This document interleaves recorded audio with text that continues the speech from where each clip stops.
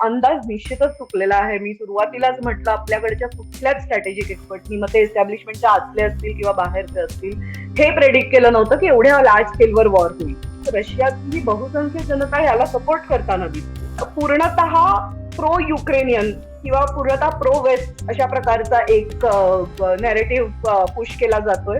अमेरिकेने आतापर्यंत अनेक देशांमध्ये हे अशा पद्धतीच्या कारवाया केलेल्या आहेत, ज्याच्याला ते फार अतिशय शुगर कोटेड आणि खूप गोंडस नाव देतात की we are doing it for saving democracy. US किंवा वेस्ट जे पुश करतंय त्यांना ब्लाइंडली फॉलो न करता आपण एक बॅलन्स्ड अप्रोच ह्याच्यामध्ये ठेवलेला आहे. गेल्या काही वर्षांमध्ये भारत हा इव्हॅक्युएशन मास्टर म्हणून सुद्धा उदयाला आलेला आहे.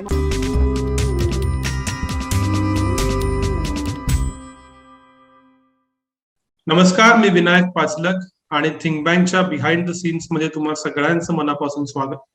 आज एक नवा दिवस आणि नवी चर्चा, आणि गेले आठवडाभर ज्या विषयानं अख्खं विचार विश्व जगाचं व्यापून टाकलंय त्या विषयावरती आज आपण चर्चा करणार आहे. अर्थातच रशिया आणि युक्रेन यांच्यामध्ये चालू असलेलं युद्ध.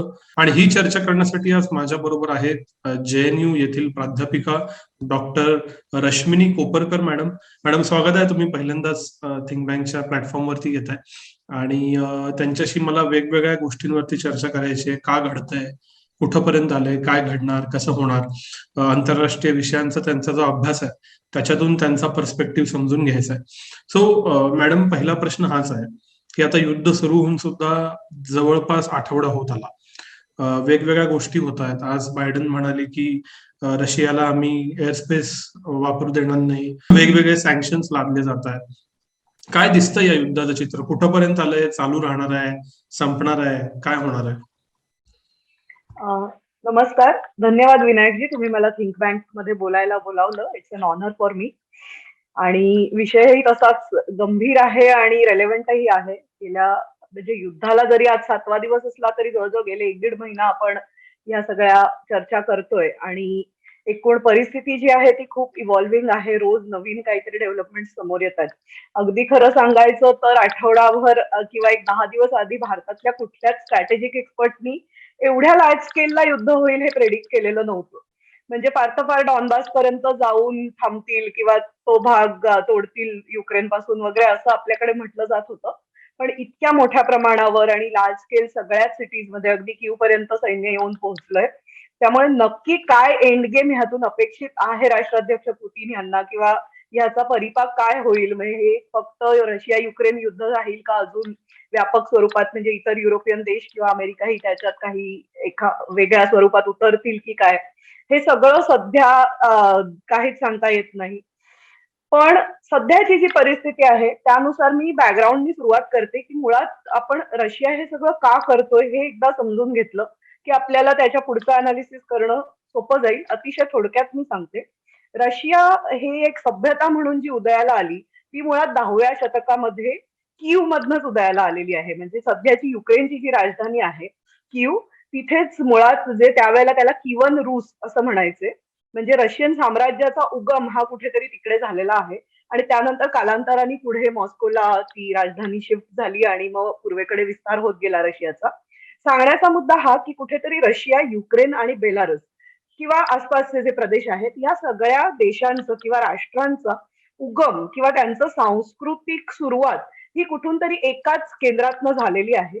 आणि राष्ट्राध्यक्ष पुतीन हे नेहमी म्हणत आलेले आहेत की युक्रेन हा कधीच स्वतंत्र देश असा नव्हताच. तो स्वतंत्र झाला 91 साली, तोपर्यंत तो नेहमीच रशियाचा भाग राहिलेला आहे. हा त्यांचा एक अतिशय महत्वाचा क्लेम ते नेहमी मांडत आलेले आहेत. दुसरीकडे जर आपण बघायला गेलो तर रशिया हा जगातला सगळ्यात मोठा देश आहे आणि त्याचा 13% भूभाग हा युरोप खंडात येतो आणि बाकी उर्वरित भूभाग हा आशिया खंडात आहे. असं जरी असलं तरी रशियाचं जो सांस्कृतिक केंद्र जे मानलं जातं ते जो तो 13% युरोपियन भूभाग आहे तेच मानलं गेलेलं आहे. आणि तिथेच म्हणजे मॉस्को, सेंट पीटर्सबर्ग ही जी सगळी महत्वाची शहरं आहेत ती सगळी त्या भागात आहेत. आणि त्यामुळे रशियाचा ओढा हा नेहमी पश्चिमेकडे राहिलेला आहे आणि नेहमीच युरोप खंडाच्या फ्रिंजवर हा देश उदयाला आलेला आहे. आणि युरोपमधल्या हाय टेबलवर स्वतःला स्थान मिळवण्यासाठी रशियाने नेहमी झगडा केलेला आहे, पण युरोपियन्सनी कुठे त्यांना ते स्थान अगदी सहज मिळवू दिलेलं नाहीये. दुसरीकडे नेपोलियनचा पाडाव असेल, हिटलरचा पाडाव असेल, या सगळ्यामध्ये रशियाची भूमिका अतिशय महत्वाची होती. दोन्ही विश्वयुद्ध जी झाली त्याच्यात सुद्धा रशियाचा अतिशय महत्वाची भूमिका होती, किंवा दोन्हीला उर्वरितपणे जर आपण बघितलं तर रशियाचे सगळ्यात जास्त सैनिक मारले गेलेले होते या दोन युद्धांमध्ये. आणि त्यामुळे हा जो सगळा ह्या सगळ्या विषयांबद्दलची सेन्सिटिव्हिटी ही रशियन सायकीमध्ये आजही बघायला मिळते. भौगोलिक दृष्ट्या किंवा भूराजकीय दृष्ट्या आपण विचार केला तर रशियाच्या ज्या पश्चिम सीमा आहेत त्या सीमांवर कुठेही नॅचरल बॉर्डर नाहीये. आणि ह्या ज्या सगळ्या बॉर्डर आखल्या सुद्धा गेल्या, म्हणजे रशिया युक्रेनच्या मधली जी बॉर्डर आहे त्या सगळ्या सोव्हिएत एथनिक इंजिनिअरिंगचा भाग होता.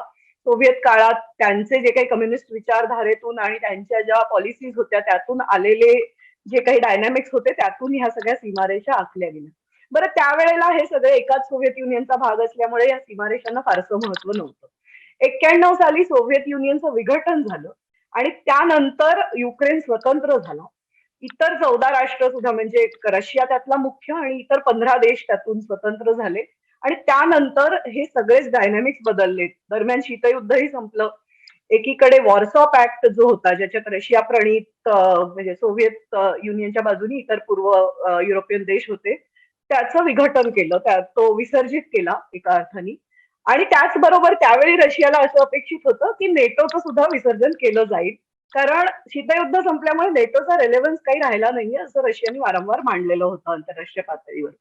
त्यावेळी रशियाचे जे राष्ट्राध्यक्ष होते येल्सिन, त्यांनी प्रयत्नही खूप केले वेस्ट बरोबर थोडंसं अप्रोचमेंट करण्याचे किंवा त्यांच्या बरोबर संबंध सुधारण्याचे. पण कुठेतरी त्यांच्यामध्ये हे जो विस्तव जो आहे तो जळतच राहिला आणि त्यांच्यात ती एकवाक्यता अजूनही होऊ शकलेली नाहीये. आणि युक्रेन हा छोटासा देश या वेस्ट विरुद्ध रशियाचं जे काही एक राजकारण आहे त्याच्यामध्ये तो फसला.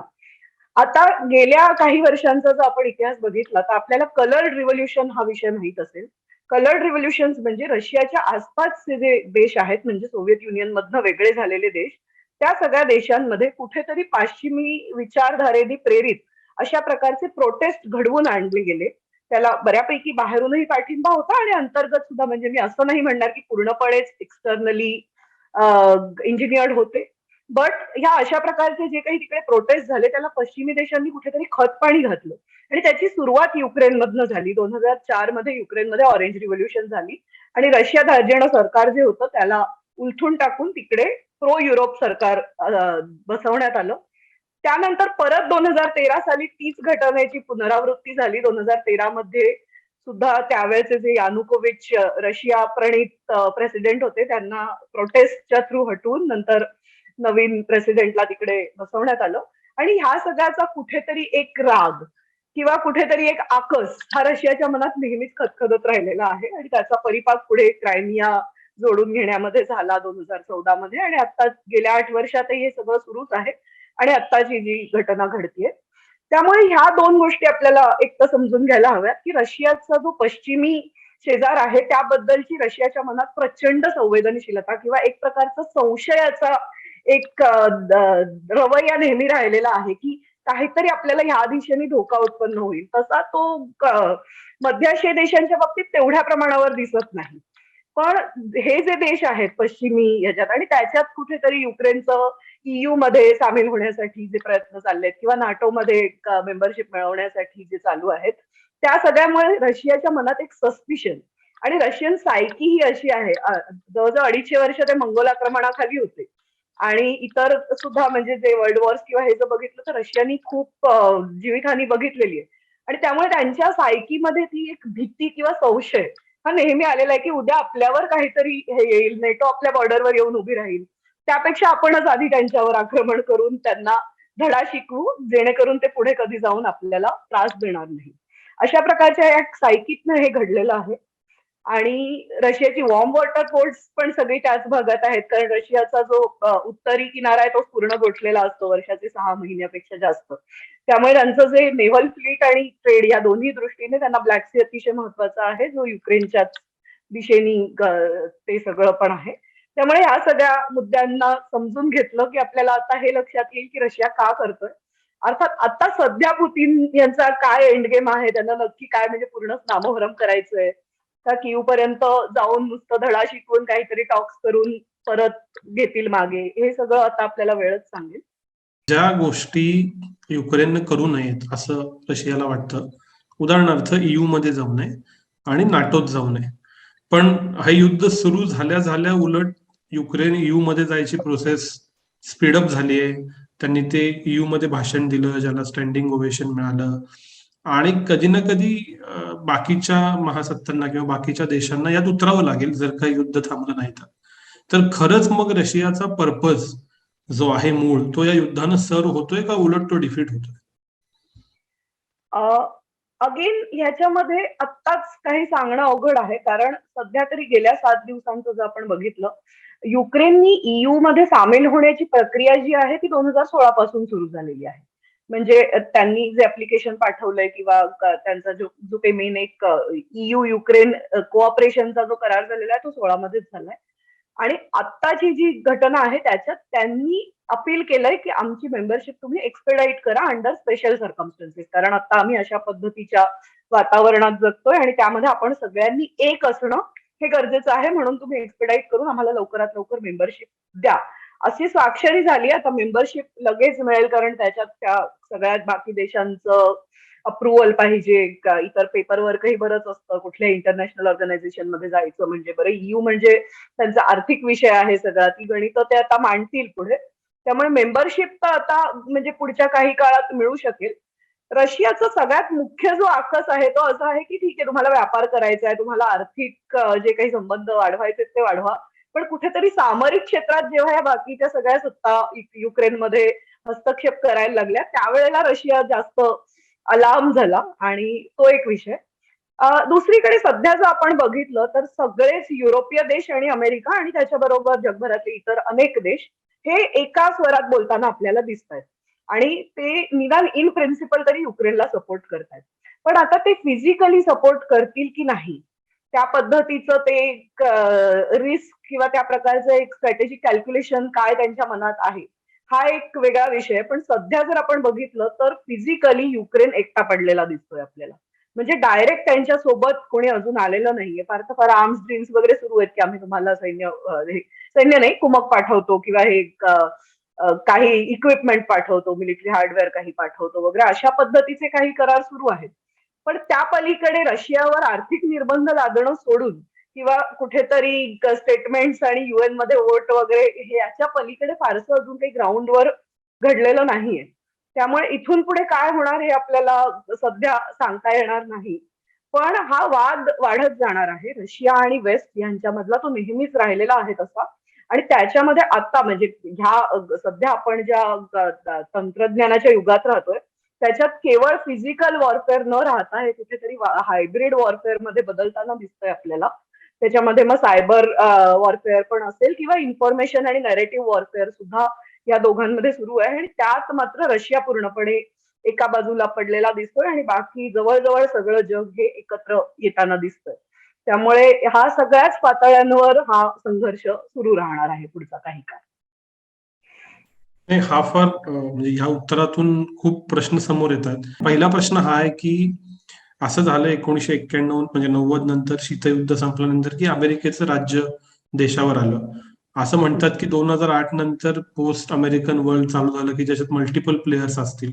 या सगळ्यात कुठंतरी आपल्या माइंडस्पेस मध्ये रशियाला अंडर एस्टिमेट केलं गेलं का, की रशिया आता काही नाही उरलेला आणि त्याचा राग म्हणून रशिया परत आम्हीच महासत्ता आहोत हे एस्टॅब्लिश करायला बघताय का? कारण इतकं युद्ध चालू असूनही प्रत्यक्षात कुणीही मदत केलेली नाही.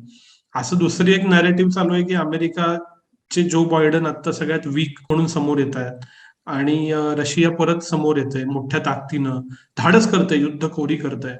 मग चीन, रशिया, अमेरिका असं काहीतरी नवीन गणित देशाच्या सत्ता जगाच्या सत्ता कारणात होणार का? काय अर्थ करायचा या सगळ्याचा? ही प्रक्रिया जी तुम्ही सांगितली ती अतिशय बरोबर आहे. रशियाला अंडर एस्टिमेट अनेक पातळ्यांवर केलं गेलं आणि ही प्रक्रिया ही 2000 पासून सुरू आहे. म्हणजे कदाचित त्याही आधीपासून, म्हणजे शीतयुद्ध संपल्यानंतर त्यानंतरची 10 वर्ष रशिया बऱ्यापैकी आर्थिक आणि इतर विषयांमध्ये किंवा त्यांच्यातली राजकीय अस्थिरता या सगळ्यांशी झुंज देत होता. त्यामुळे अंतर्गत इंटरनल लुकिंग होता ती 10 वर्ष. आणि त्या काही ह्यांच्या काळामध्ये रशियानी अनेक असे अनुभव घेतले. मग त्यामध्ये सर्बिया आणि कोसोवोचा विषय असेल किंवा नाटोचं ईस्टवर्ड एक्सपान्शन असेल, आणि ह्या सगळ्या विषयांमध्ये कुठेतरी रशिया दुखावला गेला की आम्ही प्रयत्न करतोय कोऑपरेशन करण्याचे, रॅप्रोचमेंट करण्याचे, आणि तरी सुद्धा आम्हाला जसा रिस्पॉन्स अपेक्षित आहे तसा मिळत नाहीये.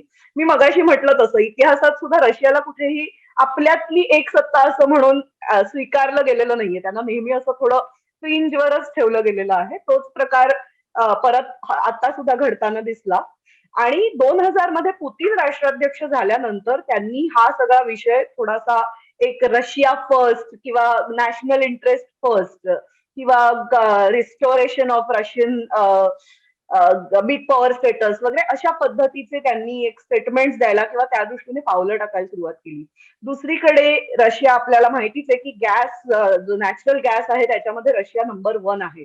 आणि आज सुद्धा युरोपचा तुम्ही जर आकडा बघितला तर जवळजवळ युरोपचा 50% आसपास गॅस इम्पोर्ट हा रशिया गॅस इम्पोर्ट हा रशियाकडनं येतो. त्यामुळे ते रशियाचा एक खूप मोठा इमर्जन्स झाला गॅस आणि ह्या सगळ्या इकॉनॉमिक विषयांमुळे.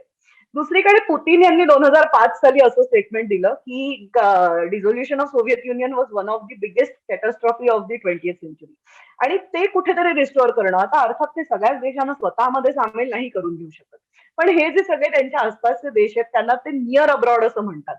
आणि ते त्यांना स्वतःचे स्ट्रॅटेजिक बॅकयार्ड सारखं त्यांच्याकडे बघतात की हे जे सगळे देश आहेत ते कुठेतरी आपल्या आणि युरोपच्या मध्ये एका बफरचं काम त्यांनी केलं पाहिजे, म्हणजे आपल्यावर युरोपचा डायरेक्ट कधी आक्रमण येऊ नये.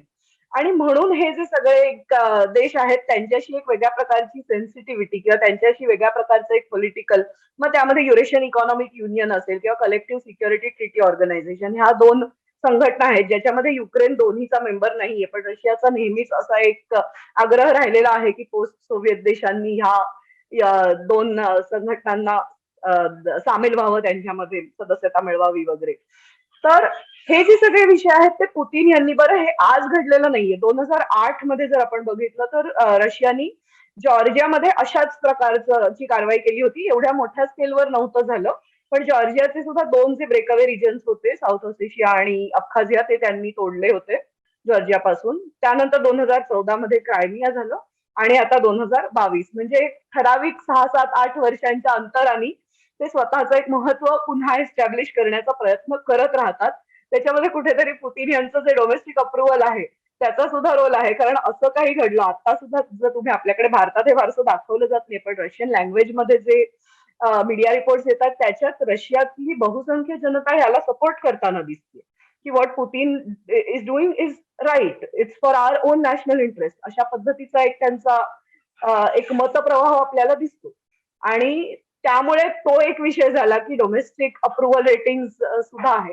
आणि कुठेतरी स्वतःचं इंटरनॅशनल स्टेजवरचं महत्व किंवा रेलेव्हन्स, आता सगळीकडे चर्चा चायनाची सुरू झालेली होती गेल्या 4-5 वर्षांमध्ये, पॅन्डेमिक आणि हे सगळे विषय, त्याच्यात कुठेतरी आपणही आहोत, अजूनही आपण महासत्ता आहोत.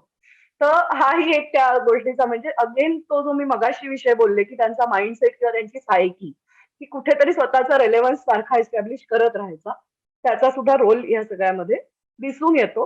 अंडर एस्टिमेट बऱ्याच लेव्हल्सवर करण्यात आलं. तुम्ही म्हणालात तसं आता जग इंटरकनेक्टेड आहे. रशियावर सँक्शन्स 14 मध्येही लावली होती, आत्ताही लावलेली आहेत, परत नव्याने अनेक वाढवली जात आहेत सँक्शन्स. आणि रशियाला ते जे आहे त्याचं किंमत चुकवावी लागणार आहे, म्हणजे त्यांची अर्थव्यवस्था कोलमडू शकते या सगळ्यांनी.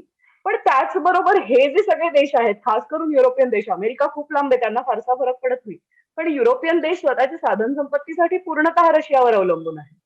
म्हणजे आता मी आधीच म्हटलं जवळजवळ अर्ध गॅस इम्पोर्ट रशियाहून येतो, 20% अधिक ऑइल आणि कोल रशियाकडनं येतो. त्यामुळे ह्या सगळ्या परिस्थितीमध्ये इंटरकनेक्टेड आणि इंटरडिपेंडन्स या दोन्ही गोष्टी आहेत. आणि त्यामुळे रशियाला चिथावणी देणं हे कुठेतरी इतर वेस्टर्न कंट्रीजनाही कदाचित महागात पडेल किंवा त्याचा परिणाम आपल्यासारख्या देशांवरही होणार. म्हणजे भारतातही आता पेट्रोलचे दर किंवा इतर सुद्धा जीवनावश्यक वस्तूंचे दर वाढण्याची शक्यता आहे. सोनं ऑलरेडी महाग व्हायला लागलेलं आहे. त्यामुळे ह्या सगळ्यातून कुठेतरी तो परिणाम सगळ्यांवर होणार. खरं तर यातनं खूप इंटरेस्टिंग गोष्टी समोर येत आहेत. त्यातला 1-2 प्रश्न मी सलग विचारतो. एक, हे जे नॅरेटिव्ह वॉर आहे, तुम्ही असं म्हणालात की रशियन भाषेमधलं जर का तुम्ही वाचलत किंवा रशियन मीडिया बघितलात, तर तिथं या युद्धाला सपोर्ट आहे जनमताचा असं दिसतं. पण आपण भारतातलं कंटेंट बघितला तर तिथं जी त्याच्या विरोधात आंदोलनं चालू आहेत त्यांच्या बातम्या येतात. गेले 8 दिवस ट्विटरवरती बघताना किंवा इतर सोशल मीडियावर बघताना असं दिसतं की एक नॅरेटिव्ह वॉर पण चालू आहे. वेगवेगळ्या रॅबिट होलमध्ये वेगवेगळे इन्फ्लुएन्सेस त्यांना हवं ते युद्धाचं नॅरेटिव्ह सेट करायचा प्रयत्न करतात. हे काय आहे ते मला समजून घ्यायचं आहे. आणि याला जोडून दुसरा प्रश्न, ही जी इंटरकनेक्टिव्हिटी आहे, इंटरडिपेंडन्स आहे, हा या जगात आता इतका वाढला आहे की खरंच एकाचं दुसऱ्याबरोबर युद्ध करण्याची गरज आहे का? याचं कारण थोडं मी ते स्विफ्ट बद्दल वाचलं आज सकाळी, तर ते रिस्ट्रिक्शन्स पण असे आहेत की आम्हाला त्रास नको, म्हणजे युरोपाचं चालू दे, अमेरिकेचं चालू दे, आणि मग उरलेल्या भागात फक्त रिस्ट्रिक्शन टाकू, ते आपला आपला व्यवसाय चालला पाहिजे. तर हा जो एक प्रकार आहे की एका बाजूला आपल्याला त्रास न होता रशियाला त्रास झाला पाहिजे, जे आजच्या जगात फारसं शक्य नाही प्रॅक्टिकली, जेव्हा सगळे एकमेकांना कनेक्टेड आहेत. आणि दुसरं, मग इथं काय होतंय ते होतंय, नॅरेटिव्ह फक्त चालू, प्रत्यक्षात कुठलं सैन्य अजून युक्रेनच्या मदतीला गेलेलं नाही, प्रत्यक्षात फक्त टाळ्या वाजवण्याशिवाय आणि सॅल्यूट करण्याशिवाय काही घडलेलं नाही, ते राष्ट्राध्यक्ष युक्रेनचे बिचारे एकटे पडलेत. ही कॉम्प्लेक्सिटी काय, ही मला जरा समजून घ्यायची. भारतातल्या मीडियाबद्दल किंवा भारतात जो नॅरेटिव्ह सेट केला जातो ह्याच्याबद्दल मी आधी बोलते. हा प्रॉब्लेम इंडियन मीडियाचा पूर्वीपासून राहिलेला आहे. ते फक्त आत्ताच्या सध्या जे युद्ध चालू आहे त्याच्या अनुषंगाने नाही. आपल्याकडे आपण सोर्सेससाठी मोस्टली इंग्लिश लँग्वेज सोर्सेस जे असतात त्याच्यावर अवलंबून असतो, जे मुख्यतः US किंवा युरोपमधनं येतात. आपल्याकडे रशियन लँग्वेजचे एक्सपर्टीज आता तर मला वाटतं गेल्या 20 वर्षांमध्ये कुठलाच वार्ताहर, कुठल्याच प्रेस हाऊसचा किंवा कुठल्याच मीडिया हाऊसचा पूर्ण वेळ वार्ताहर रशियामध्ये नाहीये, जो पूर्वी असायचा. मला वाटतं 95 वगैरे पर्यंत हिंदू आणि एक्सप्रेस वगैरेचे पूर्ण वेळ वार्ताहर मॉस्कोमध्ये बेस्ट होते. त्यांना रशियन भाषा यायच्या, ते तिकडचं सगळा फील घेऊन त्यांचे फीडबॅक इकडे पाठवायचे. आता गेल्या 20 वर्षात ते पूर्णपणे बंद झालेलं आहे. इथे सुद्धा आपण रशियन लँग्वेज मध्ये छापलं जाणारं खूप कमी वाचतो. आपण तेच वाचतो जे इंग्लिश लँग्वेज मध्ये छापलं जातं. हा प्रॉब्लेम आमच्या अकॅडमिक्स वाल्यांचाही आहे. आमच्या अकॅडमिक्स मध्ये सुद्धा मला बेसिक रशियन येते, पण मी त्या लेव्हलची रशियन नाही वाचू शकत की मी आर्टिकल्स वाचीन आणि त्यांचा पर्स्पेक्टिव्ह काय आहे. आणि म्हणजे आता JNU मध्ये सुद्धा, म्हणजे आमच्या इथे सुद्धा अकॅडमिक्स मधल्या खूप कमी एक्सपर्ट असेल जे रशियन भाषेतले सोर्सेस वापरतात. त्यामुळे, आणि हा फक्त रशियनचाच नाहीये, मग त्याच्यामध्ये चायनीज आहे किंवा इतर सुद्धा. म्हणजे जर आपल्याला पूर्ण एक होलिस्टिक अंडरस्टँडिंग हवं असेल तर आपल्याला ते काय मांडतायत तेही कळायला हवं. आणि त्यामुळे इथे कुठेतरी जर आपण गेल्या काही दिवसात बघितलं तर पूर्णतः प्रो युक्रेनियन किंवा पूर्णतः प्रो वेस्ट अशा प्रकारचा एक नॅरेटिव्ह पुश केला जातोय. तो मुद्दामून बाय डिझाईन होतोय असं मला अजिबात म्हणायचं नाहीये. बरेचदा बाय ऍक्सिडेंट सुद्धा या गोष्टी होत असतात, कारण त्यांच्या समोर तीच माहिती येत असते. पण त्याचा कुठेतरी परिणाम, आता उदाहरणच द्यायचं झालं तर भारत सरकारचं जो एक स्टँड घेतलेला आहे आपल्या सरकारनी आणि मीडियामध्ये जे दाखवलं जात आहे त्याच्यात कुठेतरी त्यामुळे तफावत दिसते. आणि त्यामुळे सरकारवर टीका करण्याचा सुद्धा एक सिलसिला सुरू झालेला आहे. जर तुम्ही ट्विटरवर वगैरे बघितलं असेल की ऍबस्टेन का केलं, सपोर्ट का केला नाही वगैरे, हे जे सगळे विषय आहेत. आणि हे नॅरेटिव्ह वॉरफेअर जे आहे ते अमेरिकेनी म्हणा किंवा इतर या सगळ्या देशांनी खूप वर्षांपासून सुरू केलेलं आहे. म्हणजे जर तुम्ही वेब सिरीज वगैरे बघितल्यात अमेरिकन, तर त्याच्यामध्ये रशियन्सना कुठल्या पद्धतीने पोर्ट्रे केलं जातं. म्हणजे हे कुठेतरी एक सगळ्या पातळ्यांवर, म्हणजे अगदी फक्त न्यूजपेपर्स किंवा इलेक्ट्रॉनिक मीडियाच नाही तर एंटरटेनमेंट मध्ये सुद्धा कुठेतरी हे रिफ्लेक्ट होतं की कशा पद्धतीचं नॅरेटिव्ह वॉर सुरू आहे. आता सध्या जर तुम्ही बघितलं तर गेल्या 2-3 दिवसांमध्ये बातम्या आल्यात, सगळ्या युरोपियन देशांनी, अमेरिकेनी स्वतःची एअर स्पेस तर बंद केलेलीच आहे, पण त्याच बरोबरीने रशियन चॅनल्स सुद्धा बॅन केलेले आहेत की आम्हाला रशियन चॅनल्स सुद्धा दाखवायचे नाहीत. RTV असेल किंवा स्पुटनिक असेल. आणि दुसरीकडेही, म्हणजे अर्थात रशियामध्ये सुद्धा सेन्सॉरशिप प्रचंड आहे, त्यामुळे तिथेही दुसरा पर्स्पेक्टिव्ह मांडला जात नाही. त्यामुळे हे वॉरफेअर आता पुढचा काही काळ, म्हणजे इन्फॉर्मेशन हे असं आहे की आपल्यापर्यंत तीच इन्फॉर्मेशन पोहोचते जी आपल्यापर्यंत पोहोचायला हवी आहे आस्थापनांना, त्याच्या पलीकडचं आपल्याला दिसत नाही. हे कुठेतरी आता चालू राहणारच आहे. इंटरकनेक्टेडनेस किंवा इंटरडिपेंडन्स हा विषय आपण आधीही बोललो, तुमचा दुसरा जो प्रश्न होता. अर्थातच हे परवडणारं नाहीये. म्हणजे आर्थिकदृष्ट्या किंवा सामान्य जनतेला त्याची जी झळ पोहोचणार आहे, मग ती सामान्य रशियन लोक असतील, युक्रेनियन्स तर अक्षरशः म्हणजे आता म्हणजे बोलू नये पण अक्षरशः किड्या मुंग्यांसारखे जीव जायला लागलेले आहेत तिकडे. कारण सामान्यांनी आता शस्त्र उचललेली आहेत. कन्व्हेन्शनल वॉरफेअर मध्ये किंवा इतर सुद्धा म्हणजे न्यूक्लिअर सगळ्याच बाबतीत रशियापेक्षा ते खूप मागे आहे.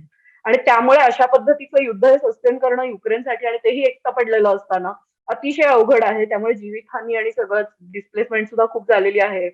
हजारो लाखो रेफ्युजीज आज पश्चिमी बॉर्डर्सवर आहेत दुसऱ्या युरोपियन देशांमध्ये आसरा घेण्यासाठी. आणि हे जे सगळे विषय आहेत एक ह्युमॅनिटेरियन क्रायसिस हे सगळं राहणार आहे. पण ह्या सगळ्याचा जो जिओ पॉलिटिकल विषय असतो तो नेहमी वरचढ ठरतो. आणि त्यामुळे राष्ट्राध्यक्ष पुतीन यांनी कारवाई करताना ह्या सगळ्या विषयांचा कितपत विचार केला असेल आणि केला असेल विचार तरी त्याला किती महत्व दिलं असेल हे. कारण त्यांना कुठेतरी रशियाला एक एस्टॅब्लिश करायचं, युक्रेनला धडा शिकवायचा आहे आणि स्वतःचा रेलेव्हन्स पुनर्स्थापित करायचा. त्यामुळे त्यांच्यासाठी सध्या ते मुख्य गोल आहे. आणि हे बाकी सगळे त्याच्यासाठी कोलॅटरल डॅमेज किंवा अशा पद्धतीने ते कदाचित त्या सगळ्याकडे बघत असतील. आणि same goes with US and other. अमेरिकेने आतापर्यंत अनेक देशांमध्ये हे अशा पद्धतीच्या कारवाया केलेल्या आहेत. ज्याच्याला ते एक फार अतिशय शुगर कोटेड आणि खूप गोंडस नाव देतात की we are doing it for saving democracy किंवा लिबरल प्रिन्सिपल्स. आणि मग त्यामध्ये अफगाणिस्तान असेल, इराक असेल, इतर अनेक म्हणजे सिरिया.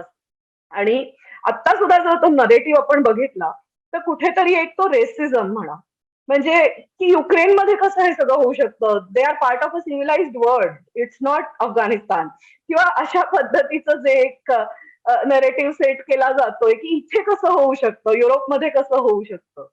आणि त्याचाही कुठे किंवा ज्या पद्धतीने रेफ्युजीजची सुद्धा ज्या पद्धतीचं एक ट्रीटमेंट ट्विटरवर हे सगळं खूप चालू आहे की आफ्रिकन जे येतात स्थलांतरित त्यांच्याशी कशा पद्धतीची वागणूक आहे भारतीयांची आणि इतर. त्यामुळे हे जे सगळे हा अगेन नॅरेटिव्ह सेटिंग आणि कुठेतरी त्यांच्या सायकी मधले जे काही विषय आहेत ना रेसिझम असेल किंवा इतरही अनेक त्याच्यामध्ये विषय आहेत तर ते सगळं कुठेतरी ह्यात रिफ्लेक्ट होताना दिसतंय. त्यामुळे मुख्य युद्ध एका बाजूला आणि त्याच्या बरोबरचे हे जे सगळ्या गोष्टी येत आहेत त्याला लागून त्या सुद्धा कुठेतरी भयावह आहेत आणि त्यांचा परिणाम लॉंग टर्मवर अजून होऊ शकतो. या सगळ्याच्या पुढे जाणारा थोडासा थेट प्रश्न विचारतो की खरंच या सगळ्या युद्धजन्य परिस्थितीमध्ये, युद्धाच्या परिस्थितीमध्ये भारताची भूमिका काय आणि भारतानं जी भूमिका घेतली आहे ती चुकली आहे का? कारण एक व्यक्ती म्हणून मला हे सगळं बघून वाटतं की अरे रशिया युद्धखोर आहे, युक्रेनमध्ये माणसं मरतायत आणि भारत त्याचा विरोध करत नाही, युएनएससी मध्ये ऍबस्टेन करतो, असं प्राऊडली सांगतो की रशियाच्या एअरस्पेस मधून भारताची विमानं जाऊन लोकांना घेऊन येतात आपल्या युक्रेन मधल्या. तर कुठल्याही सामान्य नागरिकाला माझ्यासह वाटणे स्वाभाविक आहे की आपण युद्धखोरीला का सपोर्ट देतोय. याचं कारण काय आहे? भारताची भूमिका चुकली का? काही राजनैतिक गोष्ट इमोशन्स आणि ह्युमॅनिटेरियनच्या वर गेली का? मला समजून घ्यायचं. सगळ्यात पहिला मुख्य मुद्दा हा आहे की अगेन नॅरेटिव्ह सेटिंग. भारत सरकार कुठेतरी स्वतःची भूमिका स्वतःच्या नागरिकांसमोरही मांडण्यामध्ये कमी पडलेलं आहे. त्यामुळे आज सामान्य भारतीयांना हा प्रश्न पडलाय की आपल्या सरकारने अशी भूमिका का घेतली किंवा ती चुकली. कारण त्या पद्धतीचं एक जे जस्टिफिकेशन आहे की तुम्ही का ऍबस्टेन केलं किंवा का अशी एक अमुक हे करताय. आज सुद्धा तुम्ही जर बघितलं तर सरकारमधलं कुणीही इन्व्हेजन किंवा अटॅक अशा प्रकारचे शब्द वापरत नाहीये. ते मिलिटरी ऍक्शन किंवा असेच शब्द अजूनही वापरतायत. त्यामागे काय भूमिका आहे? आता मी सुद्धा एक अकॅडमिक्स म्हणजे माझा सरकारशी डायरेक्ट संबंध नाही पण जे घडतंय जे वाचण्यात येतंय त्यानुसार मला जे वाटतं ते मी सांगते. सगळ्यात पहिली गोष्ट की हा सगळा म्हणजे युएन मधलं वोट असेल किंवा कुठल्या प्रकारचा स्टँड आपली जी प्रेस रिलीजेस येत आहेत हा सगळा एका स्ट्रॅटेजिक कॅल्क्युलेशनचा भाग असतो.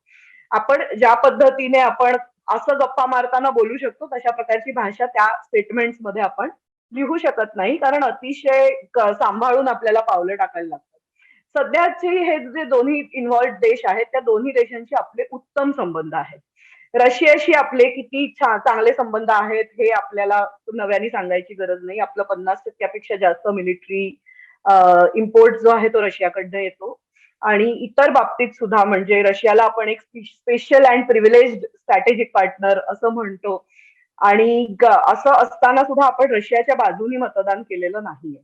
आपण ऍबस्टेन केलेलं आहे आणि ऍबस्टेन करणं याचा अर्थ असा आहे की आपले जे पंतप्रधान आहेत त्यांनी दोन्ही बाजूंशी आपले डिप्लोमॅटिक चॅनल्स ओपन ठेवलेले आहेत.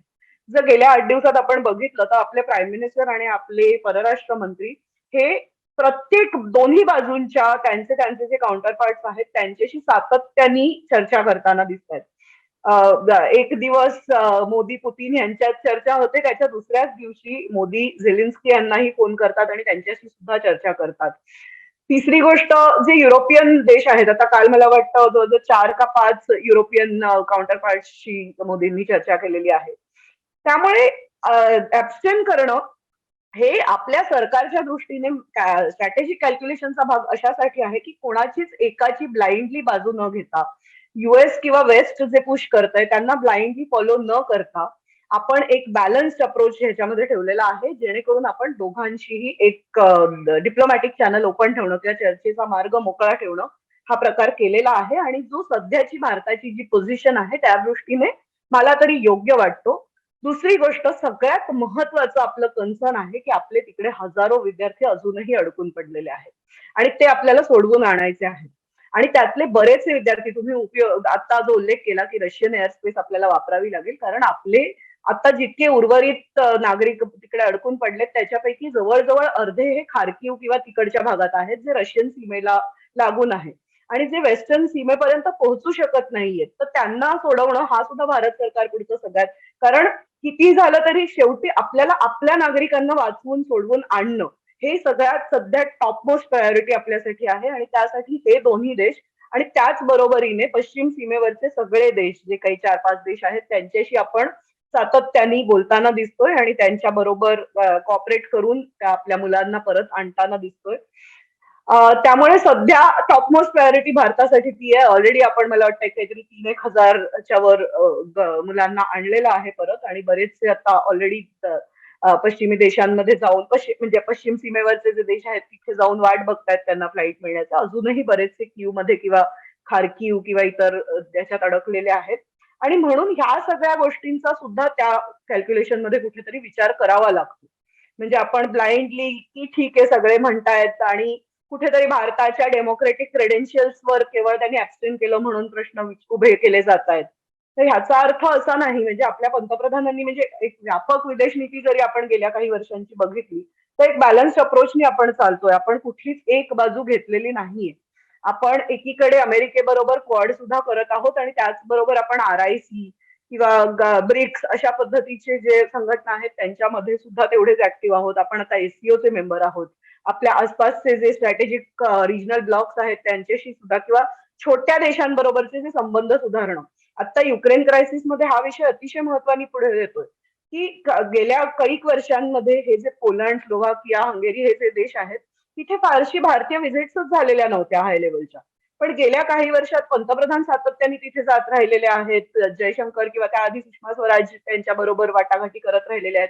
आणि म्हणून आज ह्या लेवलचं कॉपरेशन आपल्याला, त्यामुळे छोट्या देशांना महत्व देणं आणि त्यांच्या बरोबर सातत्याने एक पॉलिटिकल डायलॉग एस्टॅब्लिश करणं हा सुद्धा आपल्या गेल्या 1-7-8 वर्षांच्या विदेश नीतीचा भाग आहे. हे सगळं आपण करत आलेले आहोत आणि म्हणून आज ते आपल्या बरोबर सहकार्य करताना दिसत आहेत. त्यामुळे सध्याचा आपल्या नॅशनल इंटरेस्टचा विचार करता आपण न्यूट्रल राहणं आणि दोन्हीकडच्या बाजूंना की तुम्ही जो काही मिलिटरी एंगेजमेंट आहेत त्या थांबवून कुठेतरी वाटाघाटींसाठी पुढे या आणि शांततेच्या मार्गाने हे करा, हे म्हणणं हे आपल्याच नॅशनल इंटरेस्टच्या दृष्टीने अतिशय बरोबर असंच आहे. हे जरी एक वेळ मान्य केलं तरी भारतीय विद्यार्थ्यांच्या बाबतीत आपला अंदाज चुकला असं म्हणायचं का? कारण अगदी थिंक बँक वरती काही चर्चा झाल्या 10-15 दिवसापूर्वी आणि ओव्हरऑल जे मीडिया तिथं होतं त्याच्यामुळं कुणालाच इतकं युद्ध होईल असं वाटलं नाही. त्यामुळं आपण थोडे ढिले राहिलो आणि आता त्याचा परिणाम म्हणून आपले 10-15,000 20,000 लोक तिथं अडकलेत.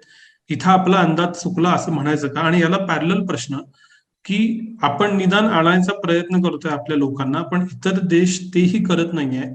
अशा ज्या बातम्या येत आहेत हे खरंच सत्य आहे का? पहिल्या प्रश्नाचं आधी उत्तर देते. अंदाज निश्चितच चुकलेला आहे. मी सुरुवातीलाच म्हटलं आपल्याकडच्या कुठल्याच स्ट्रॅटेजिक एक्सपर्टनी, मग ते एस्टॅब्लिशमेंटच्या आतले असतील किंवा बाहेरचे असतील, हे प्रेडिक्ट केलं नव्हतं की एवढ्या लार्ज स्केलवर वॉर होईल आणि तेही इतक्या पटकन होईल. असं असताना सुद्धा MEAच्या जर ऍडव्हायझरी आपण बघितल्या तर पहिली ऍडव्हायझरी मला वाटतं एक साधारण 15 का 16 तारखेच्या आसपास आलेली होती आणि आपण आवाहन केलेलं होतं तिकडच्या विद्यार्थ्यांना की तुम्ही लवकरात लवकर युक्रेन सोडा. आणि त्यानंतर सातत्याने आपण फ्लाईट ऑपरेट करत होतो. अर्थात त्यावेळेला अनेक विषय होते. फ्लाईट कमर्शियल तोपर्यंत इव्हॅक्युएशन हा शब्द आपण वापरू शकत नव्हतो, कारण मिलिटरी ऍक्शन जोपर्यंत सुरू होत नाही तोपर्यंत आपण इव्हॅक्युएट करू शकत नाही. कारण नाही तर असं होतं की तुम्ही ऑफिशियली ही गोष्ट मान्य करताय की युद्ध सुरू होतंय. त्यामुळे कमर्शियल फ्लाईट्स असल्यामुळे त्या खूप जास्त प्राइस मध्ये होत्या. त्यामुळे 2 फ्लाईट्स तर ह्यासाठी कॅन्सल करायला लागल्या कारण झिरो बुकिंग झाली. अशा परिस्थितीत त्यानंतर मग 22-23 तारखेनंतर जेव्हा हा सगळा बिल्डअप सुरू झाला त्यानंतर आपण ही प्रोसेस सुरू केली आणि त्या मानाने आपण ज्या स्केलवर आतापर्यंत इव्हॅक्युएशन केलेली आहेत. गेल्या काही वर्षांमध्ये भारत हा इव्हॅक्युएशन मास्टर म्हणून सुद्धा उदयाला आलेला आहे. मग ते येमेन असेल किंवा आता काही महिन्यांपूर्वीच अफगाणिस्तानातनं सुद्धा आपण आपल्या नागरिकांना ज्या पद्धतीने सोडवलं. तसंच वुहानमध्ये अचानक कोविड महामारी पसरल्यानंतर तिकडच्या नागरिकांना सोडवून परत आणणं. या सगळ्यामध्ये त्यामुळे इव्हॅक्युएशन हा विषय यामध्ये आता आपण मास्टरी मिळवलेली आहे आपल्या सरकारनी आणि सगळेच जे काही स्टेक होल्डर्स आहेत त्याच्यामध्ये मग एव्हिएशन असेल, एअरफोर्स ची जिथे गरज पडते तिथे एअरफोर्स असेल किंवा एमईएचे सगळे चॅनल्स असतील ते पटापट कामाला लागलेले आहेत. आणि आता कालची जर आपण बातमी बघितली तर मला वाटतं कीव मधनं आता ऑलमोस्ट सगळ्या भारतीयांना आपण बाहेर काढलेलं आहे. काही थोडेफार असतीलच असं होऊ शकत नाही कारण रजिस्टर्ड पण नसतात. बरेच नागरिक असे असतात जे एमईएला माहितीच नसतं की आपला कुठला तरी नागरिक इकडे आहे. त्यामुळे युनिव्हर्सिटीज वगैरेशी कॉन्टॅक्ट करून त्यांना जेवढी माहिती मिळाली आहे त्यानुसार सगळ्या नागरिकांना ऑलरेडी बाहेर काढलेलं आहे. आता प्रश्न फक्त जे आहेत ते खार्कीव आणि त्या भागातले आहेत त्यांचा राहिलेला आहे. आपले 4 मंत्री सुद्धा ऑलरेडी रवाना झालेले आहेत शेजारी देशांमध्ये. आणि दुसऱ्या देशांचा तुम्ही जो उल्लेख केलात, भारत ज्या स्केलवर करतोय ऑपरेशन गंगा नावाने आपण जे इव्हॅक्युएशन सुरू केलंय त्या स्केलवर आतापर्यंत कोणीच अशा पद्धतीचं ऑपरेशन केलेलं न्यूजमध्ये मी कधी वाचलेलं नाहीये. इनफॅक्ट आपल्याकडे तर अशा न्यूज येतात की पाकिस्तानी विद्यार्थी अप्रोच करतायत किंवा बांगलादेशी विद्यार्थी अप्रोच करतायत की आम्हालाही तुम्ही सोडवा. आणि आपण आधी केलेलं आहे हे. वुहानमधनं सुद्धा जेव्हा आपण इव्हॅक्युएशन केली तेव्हा जवळजवळ एक 15 ते 20% जे आपण इव्हॅक्युईज होते ते नॉन इंडियन्स होते म्हणजे दुसऱ्या देशांचे नागरिक होते तरी आपण त्यांना सोडवून आणलेलं आहे.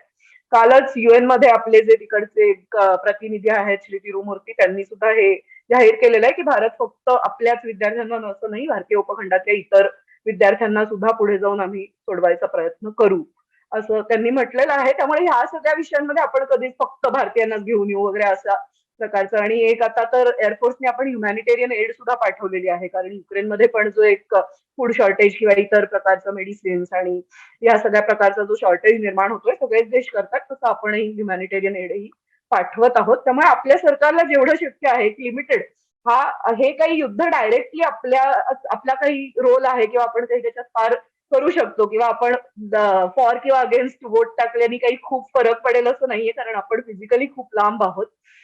पण तरी सुद्धा जेवढं शक्य आहे आणि जेवढं आपल्या स्ट्रॅटेजिक कॅल्क्युलेशन मध्ये बसतंय ते सगळं आपण करताना दिसतो. तुम्ही म्हणालात तसं हे युद्ध वेगळ्या ठिकाणी चालू आहे, वेगळ्या कारणांसाठी चालू आहे, ज्याच्यात थेट आपला संबंध नाही. पण एका बाजूला वीक अमेरिका, अफगाणिस्तानमधून माघार घेतलेली, तिथं लोकप्रियता राष्ट्राध्यक्षांची घटलेली, दुसऱ्या बाजूला चीनवरचा अविश्वास. ह्या पार्श्वभूमीवर खरंच भारताला जिओ पॉलिटिकली आम्ही एक महत्वाचे देश आहोत आणि आम्ही सुद्धा असे प्रश्न सोडवू शकतो, तंटे सोडवू शकतो आणि सुपर पॉवर म्हणता येणार नाही पण एक महत्वाचा देश म्हणून उदयाला येत आहोत असा स्टान्स घेण्याची शक्यता आहे का आणि ते तो भारत घेतोय का? अनेक पातळ्यांवर घेतोय.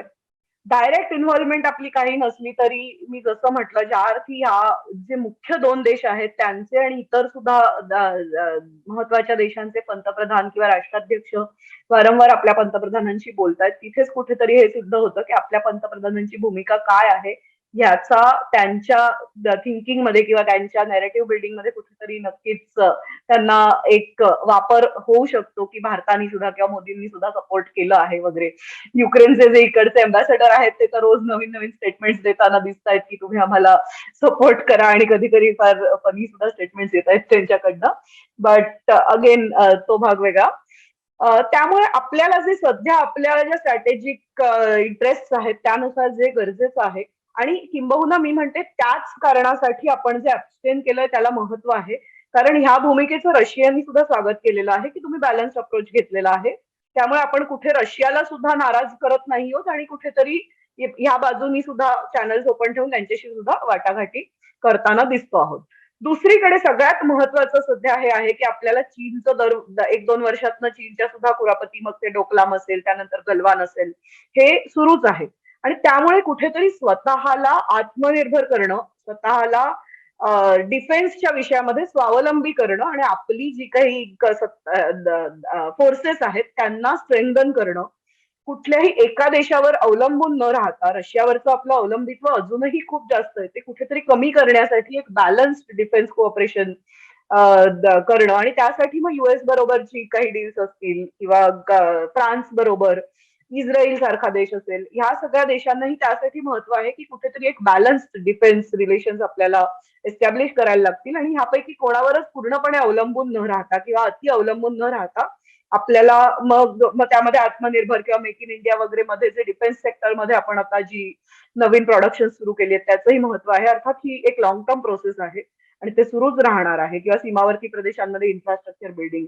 तर हे सगळं कुठेतरी करून आणि एक बॅलन्स्ड रिलेशन्स, इंटरनॅशनल रिलेशन्स ठेवून आणि ते आपण ऑलरेडी करतोय. इथून पुढेही ती प्रोसेस सुरू राहणार आहे आणि आपला जो एक इमर्जन्स आहे त्यामुळे आपलं महत्व तर सध्या जागतिक पटलावर आहे आणि ते वाढत जाणार आहे हे सुद्धा दिसतंय.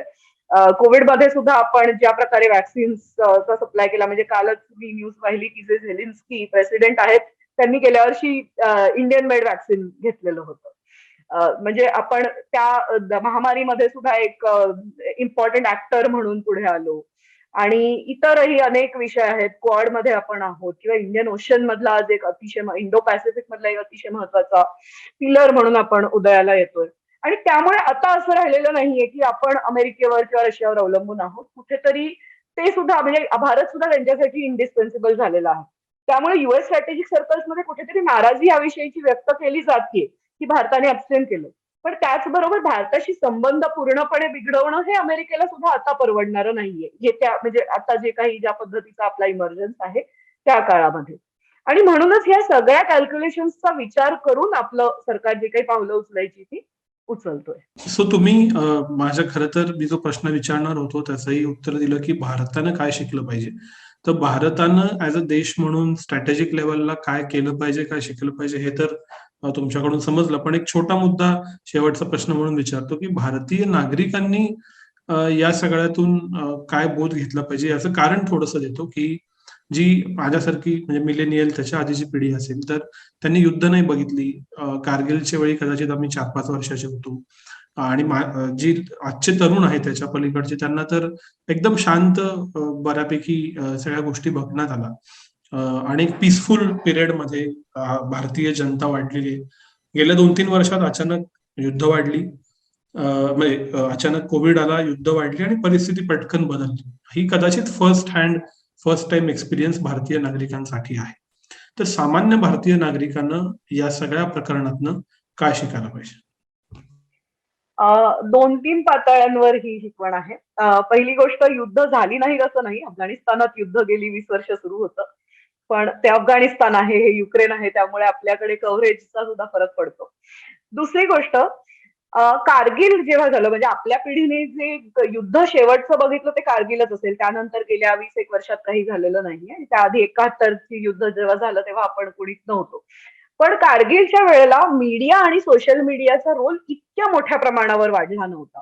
म्हणजे अर्थात आता बरखादत आणि ते जे सगळे एपिसोड आहेत ते अजूनही त्याच्या कहाण्या सांगितल्या जातात. पण तरी सुद्धा असं 24 तास न्यूज चॅनल किंवा 24 तास ट्विटर फॉलो करणं, काय नवीन घटना घडतायत या पद्धतीचं इन्व्हॉल्वमेंट, म्हणजे आता जो सामान्य नागरिक, आता कालच एक जोक आला होता की बायको नवऱ्याला विचारते की तुम्ही युक्रेनला कधी गेला होतात का किंवा जायचा प्लॅन आहे का, नाही तर तुम्ही का दिवसभर ते बघताय. ते जोकचा भाग बाजूला राहू दे, पण मुद्दा असा आहे की अगदी घराघरात म्हणजे चहाच्या कपाबरोबर ह्या रशिया युक्रेन युद्धावर चर्चा सध्या घडताना दिसते. आणि आता मी गेल्या 4 दिवसांमध्ये इतक्या ठिकाणाहून आमंत्रण येतात की मराठी भाषेत सुद्धा इतकं श्रोत्यांना ऐकायची इच्छा आहे की नक्की विषय काय चालू आहे. नाहीतर ह्या प्रकारे इंग्लिश मीडियामध्ये इंटरनॅशनल न्यूज येत होत्या, पण बाकी रिजनल मीडियामध्ये एवढ्या जास्त प्रमाणावर कव्हरेज आतापर्यंत कधीच बघायला मिळत नव्हतं. त्यामुळे या युद्धाचा परिणाम काही असेल, पण त्या युद्धामुळे एक अवेअरनेस किंवा एक त्याबद्दल एक कुतूहल म्हणा किंवा एक उत्कंठा म्हणा, ही अगदी घराघरात पोहोचलेली आहे.